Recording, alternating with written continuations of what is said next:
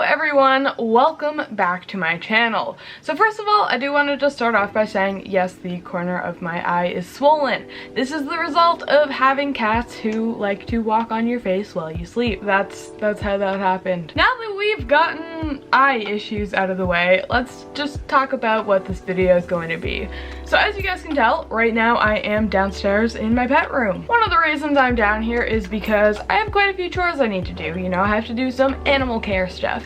So I figured that while I'm down here, I'll just take you guys along and do some chores with you. I don't know, just show you guys how I'm doing some things. This is gonna be pretty quick and casual, like it's definitely not a routine video or anything, just showing a few fun things that I have to do tonight. And then also, the main purpose of this video is to be a question and answer video. It has been a long time since I've done one of these, and I also figured that since I was kind of like missing from YouTube for part of the year, I thought that now was probably a good time to just sit down and answer some questions. So we're gonna go ahead and do some animal chores first, and then as soon as I'm done all of my animal stuff, we're gonna come back here and start answering questions. So for now, the first chore I'm gonna start off doing is feeding some superworms, and I don't mean feeding the worms, I mean feeding the worms to my animals.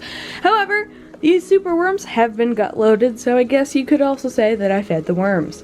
Anyways, superworms, yes, feeding them to animals. Let's just go and do that now. So the first animal I'm going to be offering a worm to right now is Alfredo, my little white tree frog. Alfredo loves food of any sort, including superworms, so he will probably be very happy about this one. No! Alfredo! The worm went down!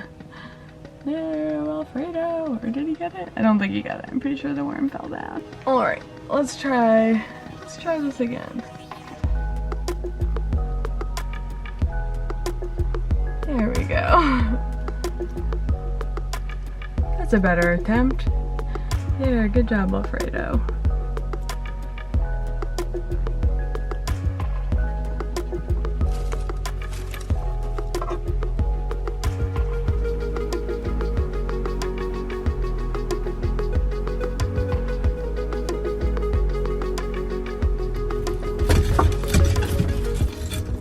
Relax.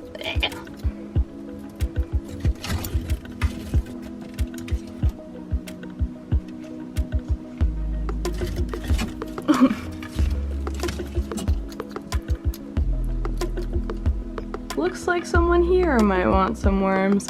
Felix is a little bit shy though. It's only fairly recently that I've been able to get him to eat on the house, so I'm not sure if he'll eat with the camera around too, but let's find out. And there we go, Felix. Such a good boy. He's getting so big too.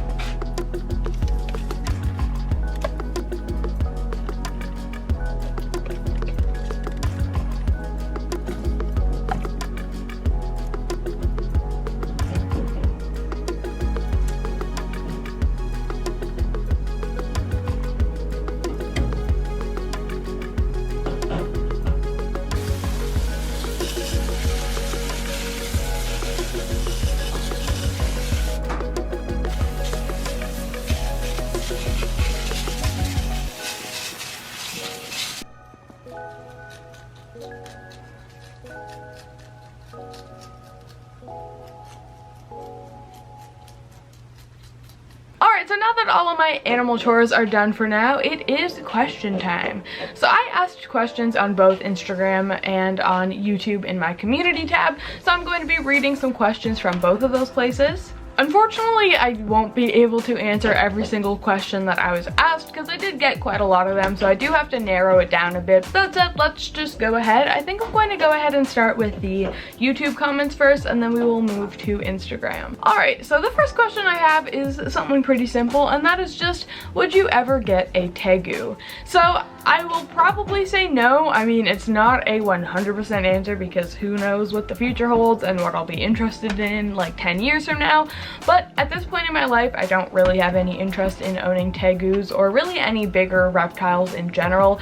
I much prefer owning smaller species. There's not many large species of reptiles that I have a desire to own. Still love them regardless, just, I don't know. I prefer the smaller ones as pets, so I don't ever see myself getting a tegu, but who knows what I'll think in 10 years. This is an interesting question. So what do you usually entertain yourself with outside of the hobby? So by hobby, I assume you just mean like animals and stuff in general, like animal care. So if we're not speaking animal-wise entertainment, I recently have been playing a lot of Mario games. I've been playing a lot of Mario Galaxy and Odyssey. Yep, I've been playing Among Us with my friends a lot recently. We've been having fun with that. We've been playing that a lot. I don't know, I don't do a whole lot besides my animals, honestly. I just kind of hang out. If I'm not doing like important stuff, I'm just hanging out at home usually, especially right now with the pandemic and everything. Yeah, not a whole lot going on. What are the most common reptiles you've seen in pet stores and in expos? Would definitely have to be ball pythons, leopard geckos, crested geckos, any of like the really common beginner species animal, but any reptile expo probably gonna have just like thousands of ball pythons. Ball pythons are everywhere at reptile expos. Leopard geckos and cresties are also pretty easy to come by there, so definitely those. So how did I start keeping reptiles, and how did I get started on YouTube? Keeping reptiles. I've been interested in animals my entire life. When I was like a little kid and stuff, I used to love going outside and finding whatever I could, whether that was frogs, snakes, salamanders, whatever. Loved that as a kid. I did get my first pet reptile when I was like 7 years old or something. I had an African fat-tailed gecko, and I have just been into reptiles and loved them and have owned them ever since, basically. And as for YouTube, I started YouTube just a few months after I graduated high school. Basically, I just had a lot of time of my hands. I was only working part-time right out of high school, so I just wasn't really doing a whole lot, and I don't know, I was looking for sort of a hobby, I guess. You know, I needed something to spend my time on, and I really enjoyed watching YouTube. I loved watching animal videos on YouTube, so I decided that I should just create my own, because at the time, you know, I have been owning pets long before I've started YouTube, so I thought, you know, I love talking about my animals. I find YouTube is really entertaining to watch, so why not give it a go and just make my own channel? And that's what I did, and here we are now. So this kind of ties in with my last question, and this is just, how old were you when you got your first animal and what was it? So I was like 7 years old. I don't remember exactly, but I was around there, pretty young, and it was an African fat-tailed gecko. How do you manage to juggle all of your pets, work, and a relationship all at the same time? So this question, you know, like my answer isn't going to apply to basically anyone else because everyone's lives are so different and just all that, but for me personally, I don't really have any issue balancing all of that stuff. Right now, YouTube is currently my only work, and YouTube kind of, you know, pertains to my animals, and also with my relationship. My boyfriend is also really into animals.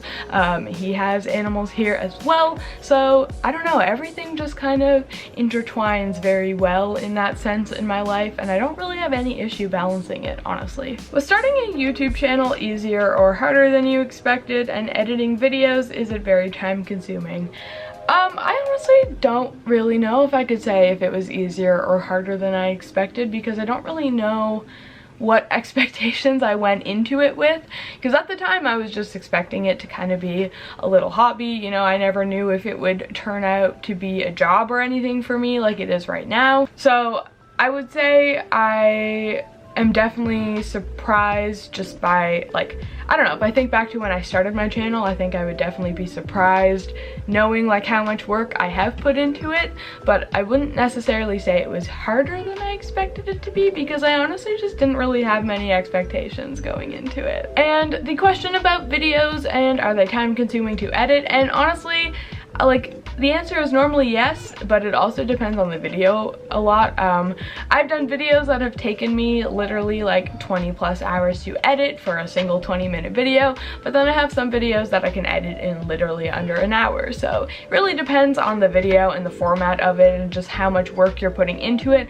But overall, it normally is pretty time consuming, and it is a pretty tedious task because, I don't know, a lot goes into editing that you don't think about, and there's just a lot of boring stuff in it as well. Alright, so I'm gonna move on to the questions that I got from Instagram now. Like I said, I unfortunately cannot answer all of the questions I got, so I did just have to pick a few. So let's go ahead and see what I got over on Instagram. Alright, so this question here is, do you plan to breed any of your animals, and if so, which ones?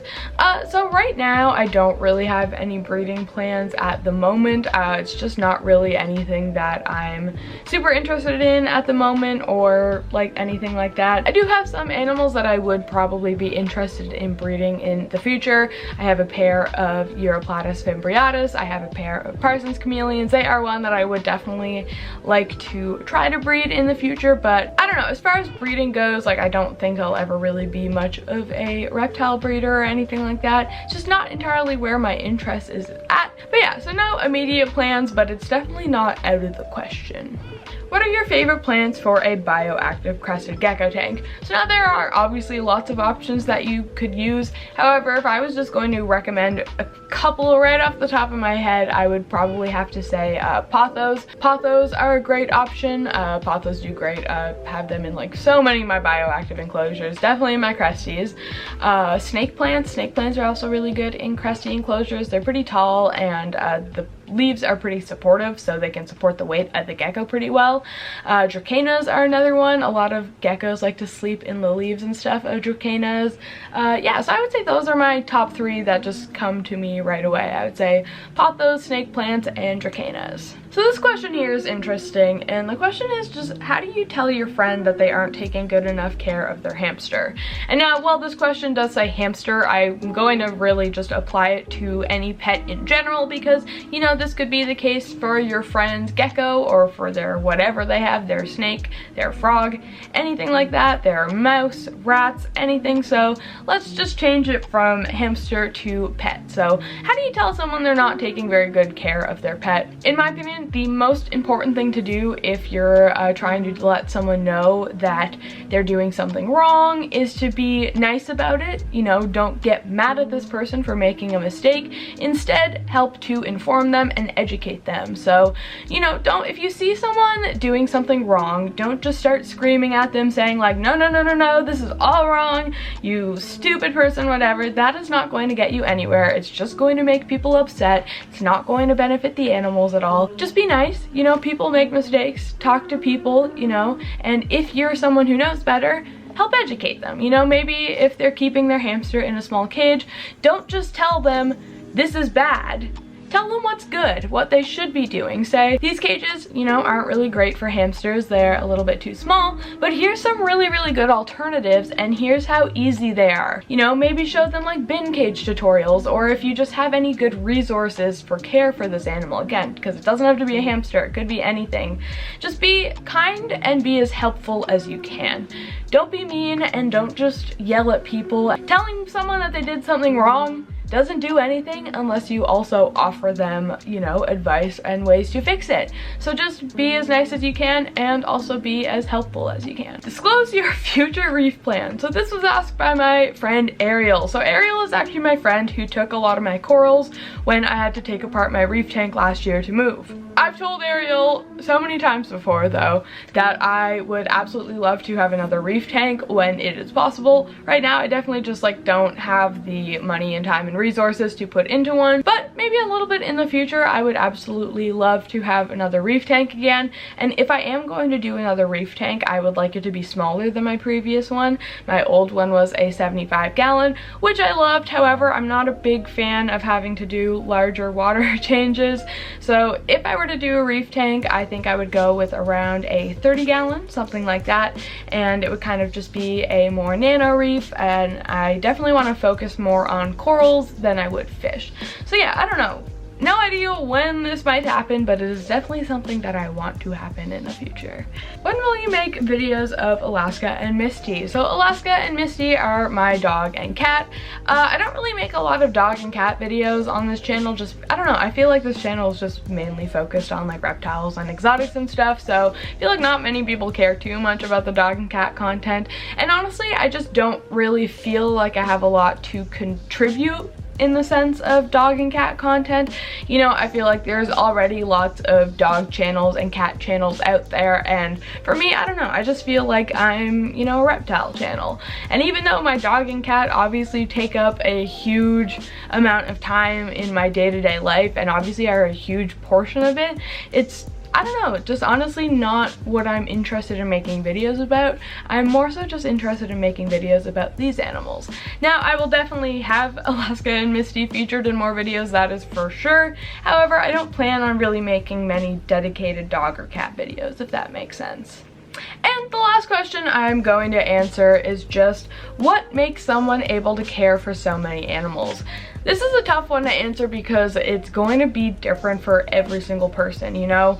Some people are capable of only taking care of one pet, some people can't take care of any pets, some people can take care of a lot of pets. It really just depends on your lifestyle, you know, what are your interests and stuff. Reptile keeping can be a hobby for a lot of people, the same as art and stuff is for some people. So it's just a matter of, you know, prioritizing your time and your money and everything, budgeting properly, and just making it work with your life. You know, not everyone is going to be able to make owning 50 animals work for them, and that is perfectly fine. If you're someone who makes 5 animals work for them, that is totally cool. So yeah, I don't know. This was a really hard one to answer because it just does depend on every single person. For me though, I guess the reason I'm able to do what I do is just, I don't know, like this is just my passion, you know? Animals are my passion. They're what my work revolves around, my life and everything. So like for me, just dedicating such a big portion of my life to animals is just what I want to do. You know, it's not anything that I feel like I have to do or anything like that. It's just what I want to do. So I prioritize things in a way that make this possible for me, if that makes sense. With all that said, I think that I'm just going to go ahead now and end this video here. Hopefully I answered quite a few of your questions, and hopefully you guys enjoyed seeing me do a couple animal related chores. Hope that was fun for you. With all that said, I'm just gonna go and end the video here. Thank you guys so much for watching. I really do appreciate it. If you did enjoy this video, it would mean a ton to me if you gave it a big thumbs up and also subscribe to my channel. Also be sure to check out all of my social media. It will all be in the description down below, but I would absolutely love to have you there, so please consider checking that out. With all that said, I'm just going to go ahead and end the video now, like I've mentioned before. So thank you all for watching, and I will see you all next time.